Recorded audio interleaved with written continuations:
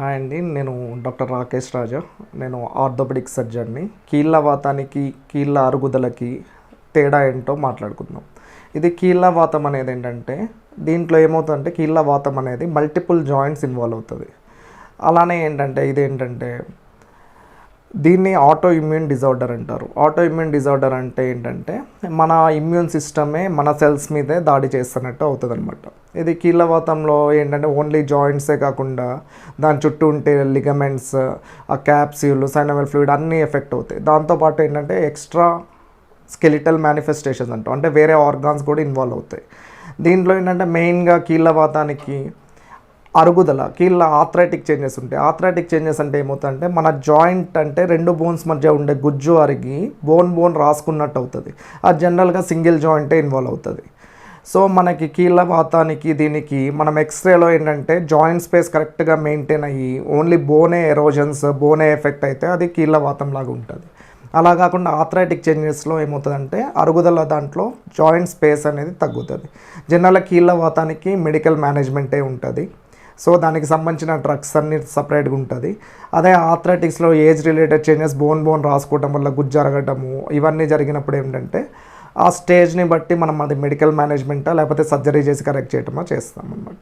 కీళ్ళవాతం అనేది జనరల్ ఏంటంటే అది ఏజ్ రిలేటెడ్ చేంజ్. కీళ్ళవాతం అనేది ఏంటంటే అది ఆటోఇమ్యూన్ డిజార్డర్ కాబట్టి అది ఏజ్ స్పెసిఫిక్ కాదు. కాకపోతే జెండర్ ఏంటంటే మెయిన్గా ఫిమేల్ జెండర్ అనేది ఎక్కువ ఇన్వాల్వ్ అవుతుంది. అలానే ఏంటంటే కొంచెం పోస్ట్ వైరల్ ఇన్ఫెక్షన్స్ వల్ల ఆ చేంజెస్ ఎక్కువ, కీళ్ళవాతం చేంజెస్ ఎక్కువ వస్తాయి అన్నమాట. అదే మనము అరుగుదల మార్పులు, ఆర్థరైటిక్ చేంజెస్ ఏంటంటే అది ఏజ్ రిలేటెడ్ అనమాట. జనరల్గా ఏంటంటే పెద్ద అయ్యే కొద్దీ ఆ కీలు వాడి అరుగుదల అట్లా అవుతుంది అనమాట. సో పెద్ద వాళ్ళల్లో ఎక్కువ ఆర్థరైటిక్ చేంజెస్, అరుగుదల మార్పులు వచ్చే ఛాన్సెస్ ఎక్కువ ఉంటాయి అన్నమాట. తొంటి మార్పిడిలో మనం వాడే ఇంప్లాంట్స్ ఏవైతే ఉంటాయో, ఏదైతే కీలు డ్యామేజ్ అయిన కీలు తీసేసి కొత్త కీలు ఏదైతే వేస్తామో దానికి డ్యూరేషన్ 10 to 15 ఇయర్సే ఉంటుంది అనమాట.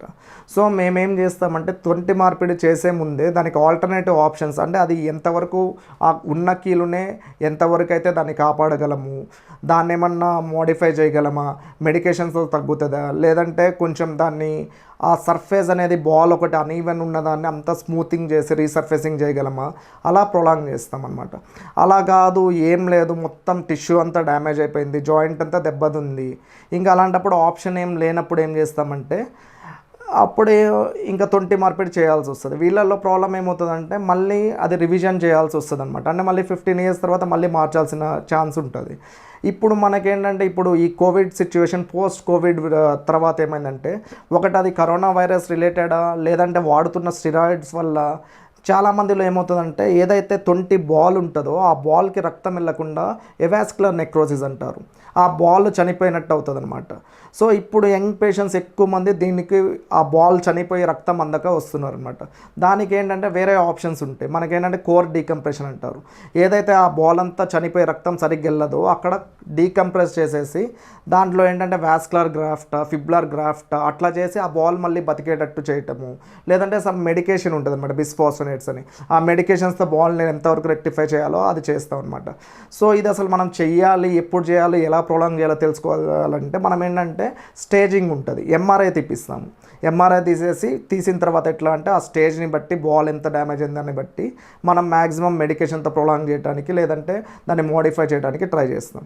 ఇప్పుడు ఉన్న ఇంప్లాంట్స్లో కూడా కొంచెం అడ్వాన్స్డ్ ఇంప్లాంట్స్ ఎక్కువ రోజులు వచ్చేటట్టు మనం ఏంటంటే దీంట్లో రకరకాలు ఉంటాయి అనమాట. మెటల్ ఆన్ పాలీ అని, సెరామిక్ అని. సో అడ్వాన్స్డ్ ఇంప్లాంట్స్ వేయడానికి ట్రై చేస్తాం అనమాట.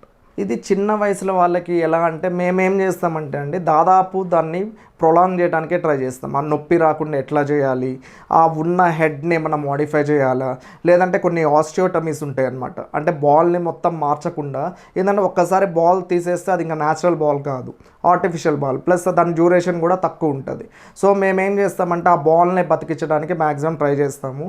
ఇంకేం కండిషన్ అవ్వట్లేదు, బరువు అంతా దీని మీద పడుతుంది, ఇది డ్యామేజ్ అవటం వల్ల ఆపోజిట్ హిప్ కూడా డ్యామేజ్ అవుతుంది, అలాంటి పరిస్థితుల్లో ఏం చేస్తామంటే అదైతే చెప్తాం కదా, కొంచెం అడ్వాన్స్డ్ ఇంప్లాంట్ వేసి దాంతో ఆపరేషన్ చేస్తాము.